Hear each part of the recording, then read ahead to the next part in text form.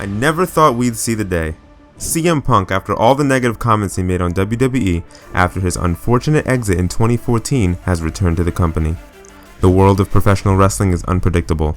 Over the last couple of years, we have witnessed things that we thought would never happen. Cody Rhodes, one of the founding fathers of AEW, returned to WWE to accomplish his dream of becoming WWE champion. Edge, who I thought was a WWE lifer, is now in AEW. Vince McMahon, who we thought would never let go of WWE, is no longer in charge of the creative. Crazier things have happened, and, to be honest, it could be for the better. Both WWE and AEW are no longer what it used to be 4 years ago.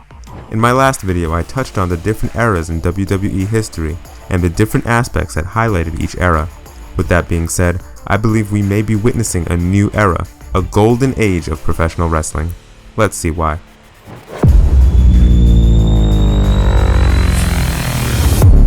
Change in leadership.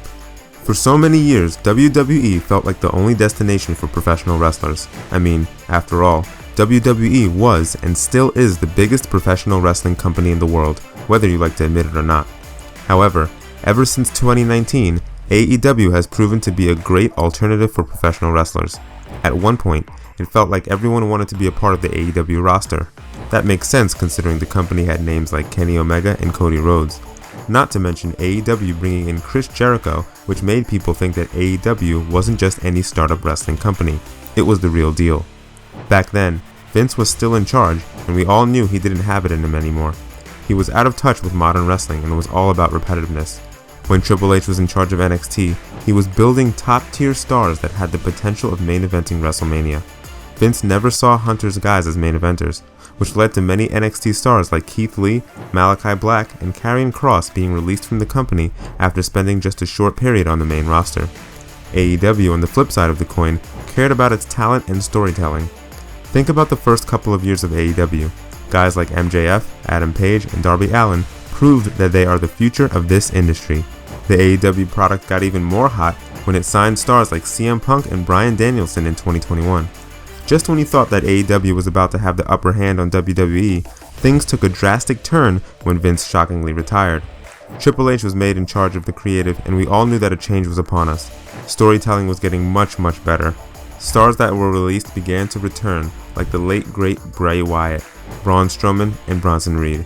Guys like Gunther are being elevated to the top, and NXT is producing great stars of its own. One thing that I can say with confidence is that Triple H is using his excellent booking and experience as a wrestler himself to show the indie wrestlers that he would be treating them better than Vince would ever have. Had Vince not retired, it would have been a guarantee that most top-tier talent would have preferred AEW over WWE. Tony Khan has a big bank balance, and on top of that, he showcases his stars well too. But with Triple H helming the creative side of things now, he can do what Tony Khan has been doing for the last 4 years, but better. All of this is leading to a war between the two companies, which are battling hard to go after the best wrestlers in the world, signing the best of the best. Both Triple H and Tony Khan are aware that in order to get good TV ratings, you need top stars in your company. The past couple of years have seen both companies go after major free agents. WWE immediately went after Cody Rhodes after his contract with AEW ended. AEW brought in Adam Cole and Bryan Danielson on the same night in 2021. On top of that, the company even brought in Edge a couple of months ago, something that seemed impossible. Am I right? The company also revealed the signing of Will Ospreay at Full Gear. If you aren't aware of Will Ospreay, then here are 8 words to best describe him: the best professional wrestler on the damn planet. On the other hand, WWE didn't hesitate at all in signing CM Punk, who was fired by AEW this past summer. The company knows that CM Punk gets people talking, and it would do anything to stay ahead of the competition. AEW, despite focusing on younger talent, signed Ric Flair to a multi-year deal. Yes, Ric is one of the greats, but why would you need him in your company in this day and age? This goes to show how both companies are desperate to sign new talents and legends and re-sign the existing ones.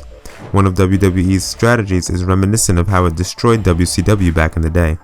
WCW began hiring legends while WWE brought in the younger WCW wrestlers.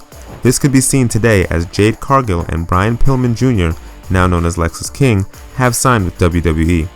The company would be going after stars like MJF and Ricky Starks when their contracts come up in 2024. Next year is shaping up to be quite exciting as both companies will be giving their all in hiring the best talent possible. Whether you agree or not, this new age of wrestling has better in-ring wrestlers, and we have witnessed some of the best matches ever in the past couple of years. Unlike the old times, this new age of wrestling would also be impacting Hollywood. Mainstream impact. With both companies holding international events, it's a no-brainer that many WWE and AEW stars would be making a name outside of the wrestling industry as well. WWE this past year has had several international premium live events, and this would carry into next year as well, as the company has announced premium live events in countries like Australia, Germany, and France. AEW will be heading to Wembley Stadium once again after it shattered records with its All-In pay-per-view this year. All of this would do nothing but wonders for both companies. Both companies have received millions from sponsorships alone this year. WWE's premium live events this year are among some of the most watched wrestling shows ever. So, more international events would lead to more sponsorships and an increase in the viewership for the two biggest wrestling companies in the world. Let's not stop right here. What about Hollywood? Back then, many didn't follow in the footsteps of The Rock and John Cena, but today, many wrestlers aren't hesitating in auditioning for movie roles. For instance, Seth Rollins is part of the cast of the upcoming Captain America Brave New World movie.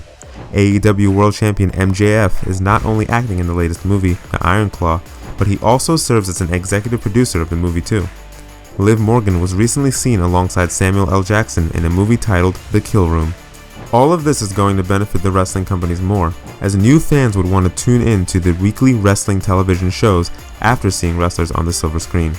Wrestlers of this new era should be excited, considering the amount of those sweet dollar bills they would be racking up.